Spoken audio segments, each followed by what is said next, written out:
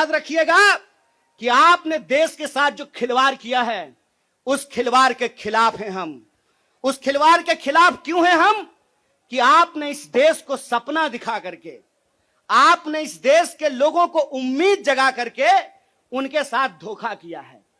ये हम नहीं बोले थे, श्री श्री 108 श्री माननीय प्रधानमंत्री जी बोले थे कि हर साल 2 करोड़ नौकरी दी जाएगी। क्या मीडिया वाले? मोदी जी बोले थे ना कि हम बोले थे? अरे बोलिए ना महाराज, आपको भी बोलना पड़ेगा, याद रखिएगा इस बात को। सबकी बारी आएगी, इस बात को याद रखिएगा। अरे हमारे लिए क्या है, जब तक जेल में चना रहेगा, आना जाना लगा रहेगा, हमको कोई दिक्कत नहीं है, लेकिन बारी सबकी आएगी, इस बात को याद रखिएगा। कहे थे ना मोदी जी कि हर साल 2 करोड़ रोजगार देंगे, बोले थे कि नहीं बोले थे? अरे बोलिए ना, आप कांग्रेस के कार्यकर्ता हैं, भाजपा के थोड़े हैं कि डर जाएंगे, बोलिए। बोले थे ना, बोले थे ना कि महंगाई कम होगी, बोले थे ना खाते में 15 लाख रुपया आएगा, बोले थे ना अच्छा दिन आएगा। आया क्या? मोदी जी के स्टाइल में पूछूं क्या, आया क्या? अब नया जुमला आया है। अब नया जुमला आया है कि हम अग्निपथ लेकर के आए हैं। एगो भाजपा का नेता ईमानदार है, कैलाश विजयवर्गीय को धन्यवाद देना चाहिए। कम से कम उसने इस देश के नौजवानों की शंका दूर कर दी। उन्होंने बता दिया भाजपा की नई योजना है तैयार, भाजपा ऑफिस में सभी नौजवान बनेंगे चौकीदार। यही योजना है ना। लेकिन मैं कहता हूं विजयवर्गीय जी, आपका बेटा बल्ला बहुत बढ़िया चलाता है, अफसर पे बैठ चला रहा था, उसको बीजेपी ऑफिस में क्यों नहीं सिक्योरिटी गार्ड बना देते हैं? मंत्री का बेटा बनेगा सेक्रेटरी, मंत्री का बेटा बनेगा बीसीसीआई का सेक्रेटरी, और किसान मजदूर का बेटा बनेगा भाजपा ऑफिस में सिक्योरिटी गार्ड। हाय रे हिपोक्रेसी, इसी को हिपोक्रेसी कहते हैं ना। और बेईमानी किसको कहते हैं? देश की जनता को लगा कि जब मोदी जी बोल रहे हैं तो सच ही बोलेंगे। मोदी जी की हर बात को मान लिया देश के लोगों ने। मोदी जी ने कहा दीपक जलाओ तो देश ने दीपक जलाया। मोदी जी ने कहा बत्ती बुझाओ तो देश ने बत्ती बुझाया। मोदी जी ने कहा थाली बजाओ तो देश ने थाली बजाया। सब कुछ किया इस देश ने, लेकिन देश अब तक इंतजार कर रहा है कि मोदी जी जो हमको कहे थे उसमें से एक भी चीज पूरा नहीं किए हैं। और ये देश की जो परिस्थिति है, इस परिस्थिति पे मुखर होकर के हमारे नेता बोलते हैं। इस बात का हमको गर्व है कि सरकार के सामने बिना झुके कोई लड़ता है अड़ करके, तो उसका नाम राहुल गांधी है। उसको डराना चाहते हैं, उसको डराना चाहते हैं, उसको झुकाना चाहते हैं।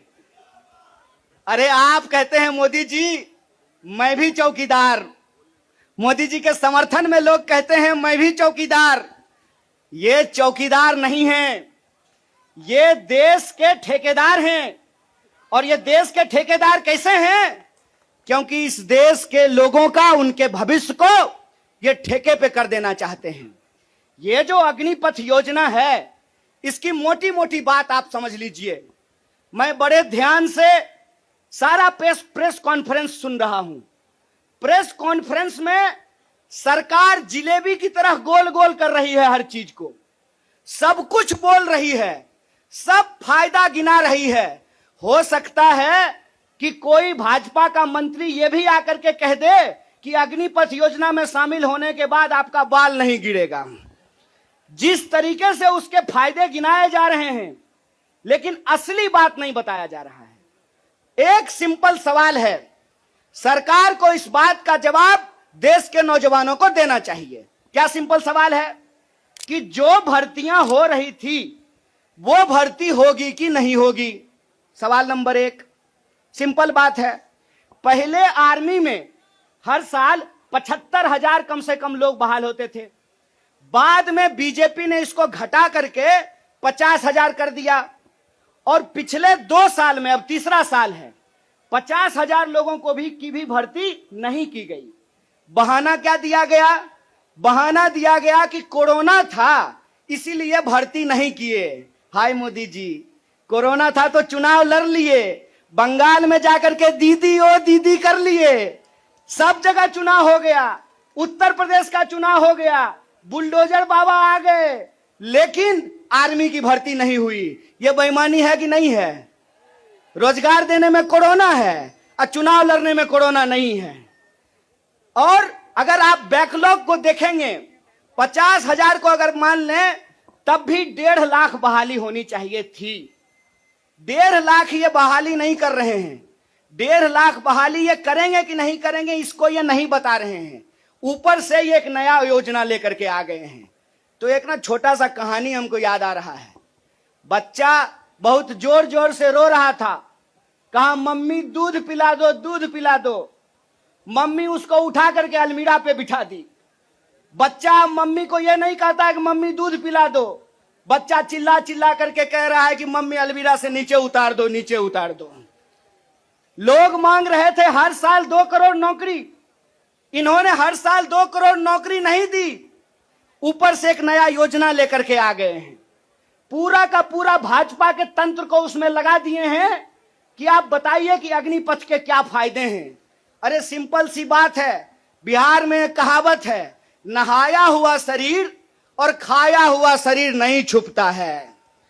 जो चीज अच्छी होती है उसका फायदा बताने का जरूरत नहीं होता है। जो चीज में कोई खराबी होती है उसका खराबी छुपा करके, आपके घर पे कोई सामान बेचने के लिए आता होगा तो उस सामान का सब कुछ अच्छा अच्छा ही बताता होगा। आप ट्रेन में जब जाते होंगे, बस में जाते होंगे, तो जब जूसर बेचने वाला आता है तो एक संतरा से आपको 1 गिलास जूस निकाल करके दिखाता है, और वही जूसर जब आप घर पे लेकर के जाइएगा तो आधा गिलास जूस भी आपको आपके घर में नहीं निकलेगा। ये जो बेचने की मानसिकता होती है, इस बेचने की मानसिकता के खिलाफ हैं। यह सत्याग्रह 2 लोगों के बीच में है। जावेद अख्तर ने लिखा है, इस एक हमारी एक और उनकी मुल्क में है आवाजें दो आवाज है। एक वो आवाज है जो इस देश को बेचना चाहता है, वो देश के सरकार में बैठे हुए हैं। एक वो आवाज है जो देश को बचाना चाहता है, वो सड़कों पे खड़ा है, वो जंतर मंतर पे बैठा हुआ है, वो सत्याग्रह कर रहा है। और ये सत्याग्रह हम इसलिए कर रहे हैं कि सरकार के झूठ को हम समझ रहे हैं। झूठ क्या है? जो देखो झूठ है कि ये लोग परमानेंट बहाली को बंद करने जा रहे हैं। परमानेंट बहालियां नहीं होगी। अगर ये परमानेंट बहाली करना चाहते हैं तो सिर्फ सेंट्रल गवर्नमेंट में 28 लाख पोस्ट खाली है। ये परमानेंट बहाली बंद करके ठेकाकरण के फायदे देश को समझा रहे हैं। जब भी देश में कोई ठेकाकरण किया जाता है तो सिर्फ उसका फायदा ही फायदा बताया जाता है। जब भी देश की कोई सार्वजनिक संपत्ति बेची जाती है तो उसका फायदा ही फायदा बताया जाता है। लेकिन इस बात को याद रखिएगा कि देश में अगर सारी सार्वजनिक संपत्तियों को बेच दिया गया तो देश का क्या होगा। एक बार आप इस बात पे विचार कीजिएगा कि अगर एयर इंडिया नहीं रहेगा, अगर नहीं होगा एयर इंडिया, तो क्या करेंगे ज्योतिरादित्य सिंधिया? समझना है कि नहीं समझना है? आप हमको बताइए कि सरकारी रेलवे नहीं होना चाहिए, सरकारी बीएसएनएल नहीं होना चाहिए, इनके हिसाब से सेना में नियमित नौकरी नहीं होनी चाहिए। जब सब कुछ सरकारी नहीं होना चाहिए तो सरकारी प्रधानमंत्री लेकर के ढोल बजाएंगे? फिर सरकारी प्रधानमंत्री भी क्यों होना चाहिए? सरकारी संसद भी क्यों होना चाहिए? देश का मतलब होता है देश की राष्ट्रीय संपत्ति, देश का मतलब होता है देश की राष्ट्रीय सेना, देश का मतलब होता है देश के लोगों का सम्मान। इसीलिए मैं आप तमाम लोगों से यह आग्रह करने के लिए आया हूं, कांग्रेस पार्टी की लड़ाई सिर्फ अपने नेता को बचाने की लड़ाई नहीं है। कांग्रेस पार्टी की लड़ाई इस देश को बचाने की लड़ाई है। वो देश जिस देश को गांधी ने बनाया है, जिस देश को नेहरू, मौलाना अबुल कलाम आजाद ने बनाया है, उस देश को बचाने की लड़ाई है। कांग्रेस पार्टी को लेकर के भाजपा लगातार प्रचार करती है कि अगर कांग्रेस किसी चीज का विरोध कर रहा है तो सही होगा। तो आप बताइए, हम भाजपा का विरोध करते हैं, देश के संविधान का समर्थन करते हैं, और उस संविधान को हमने बनाया है, कांग्रेस पार्टी ने बनाया है। इसीलिए कहावत कही जाती है, जाके पैर न फटे बिवाई, वो का जाने पीड़ पड़ाई। जो पार्टी देश को आजादी दिलाई है, वही पार्टी इस देश की आजादी की रक्षा कर सकती है। इसी आशा और उम्मीद के साथ कि सत्य और अहिंसा के रास्ते पर चलेंगे, सत्याग्रह के रास्ते पर चलेंगे, झूठ को हराएंगे, झूठ पे सच भारी है, सत्याग्रह जारी है, यह सत्याग्रह जारी रहेगा। बहुत बहुत शुक्रिया।